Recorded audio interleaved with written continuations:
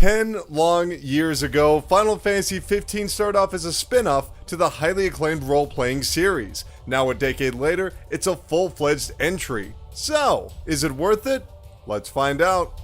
Final Fantasy XV is a game plagued by indecision. For every creative risk, there's an equally safe conclusion. And while that might appear to be a healthy balance, its pacing creates a clear divide between ambition and security, adventure and routine, resulting in one of the most disappointing fumbles of the year.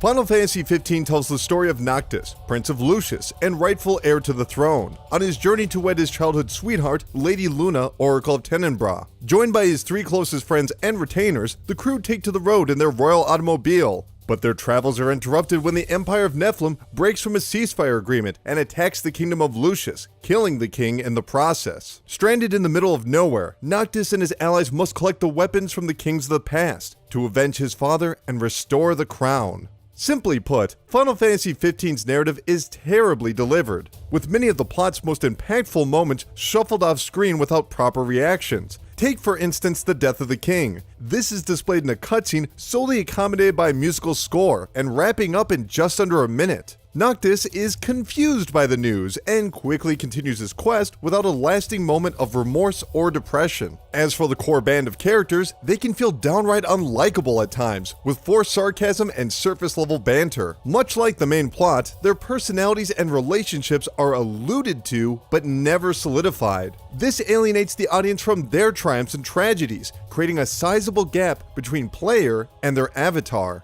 The most egregious example of this is Lady Luna herself, whose budding romance with Noctis is told through a series of flashbacks. But these moments are exclusively devoted to exposition rather than development, building the world but not the individuals or their personal connection. And yet, these details don't affect the story, with a large array of kingdoms and locations left unseen firsthand. Combined with an apathetic and underwritten villain, 15's most dramatic events come off as loud rather than emotional. Surprisingly, these pitfalls can be ignored for the first half, thanks to the vast open-world gameplay. Noctis might be sworn to protect the kingdom, but most of his 30-hour voyage will be devoted to collecting rare gems, slaying problematic beasts, and racing chocobos through dozens of side quests. These sections largely boil down to traditional fetch quests and fights, but deliver the genuine feel of a road trip. Final Fantasy XV features an unusual traversal mechanic, where the team's driver Ignis chauffeurs the gang across the land in real time. During these treks, players are able to buy and sell items through the portable shop, and observe the sights of Eos. Even when Noctis takes the wheel, interaction really isn't an option, as the trusty Regalia vehicle stays firmly on the rails towards its destination. While this is initially entertaining, the several-minute-long drives eventually become tedious. Thankfully, a fast travel option teleports players to previously visited stops, though the lengthy load times and static images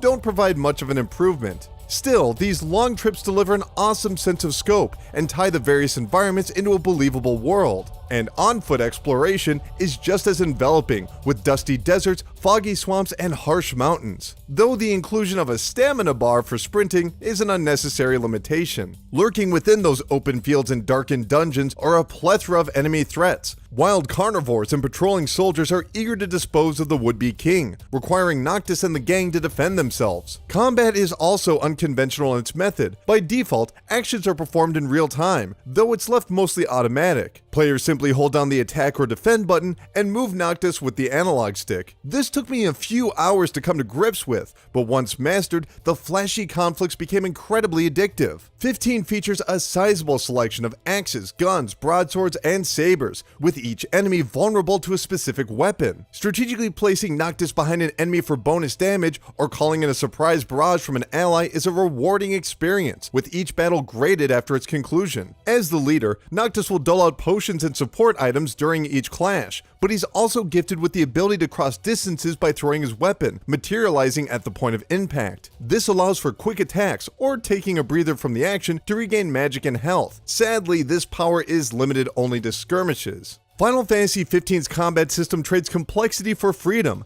Yes, there's a rigid system for effective offense, but the discovery of these mechanics is deeply engaging. Utilizing this knowledge against a heavily guarded base or a gigantic dungeon boss creates fast-paced and chaotic encounters. Unlike other RPGs, party members don't level up after experience is gained. Instead, the crew must find a hotel for the night to progress their attributes, with more expensive hotels offering greater multipliers. Venturing off into the night for more challenging foes and returning for significant boosts provide a strong incentive for banking points, with additional abilities unlockable in the separate Ascension grid. But suddenly, halfway through the adventure, 15 abandons all of its best assets. Gone are the open roads and fields, gone are the hotels and day-night cycle, gone are the quirky quest givers and exploration. No more diners, no more arcade machines, no more choice. Instead, players push through narrow hallways, often without the 3 supporting allies to aid them. What follows are some of the most bafflingly dull level design choices in recent memory. At one point, players are forced to walk through a train before it pulls into a station.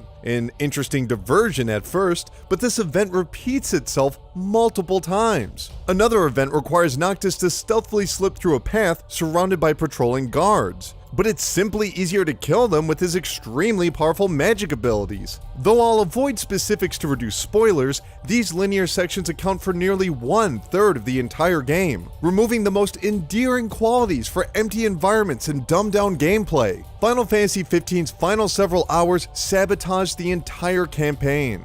The presentation is equally uneven. 15 features some absolutely gorgeous moments of beautiful cities, mesmerizingly ugly monsters, and inviting landscapes. Even with the occasional pop-in, the art design shines through with an inspired vision. Character models come off less favorably, with their perfectly crafted faces, hair, and outfits often clashing with the more realistically textured surroundings. And while animations look fantastic in combat, their talking movement often looks like chomping. Which brings us to the voice acting. Despite some awkwardly worded lines, the general cast do a fairly good job in their roles, though the editing is far too choppy, with dialogue and gameplay nearly interrupting each other. This leaves conversations feeling artificial, or at worst, just annoying. So, is it worth it? No.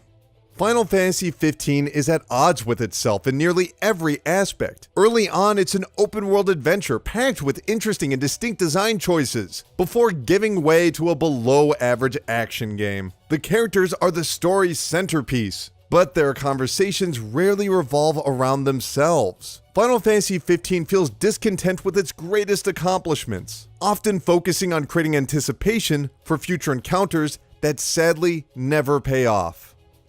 Final Fantasy XV is currently available on the PlayStation 4 and Xbox One for $60. If you've had a chance to play it, let me know what you thought. And if you haven't, let me know if you plan on picking it up. My name is Colin Tanner, and I'll see you in the next video.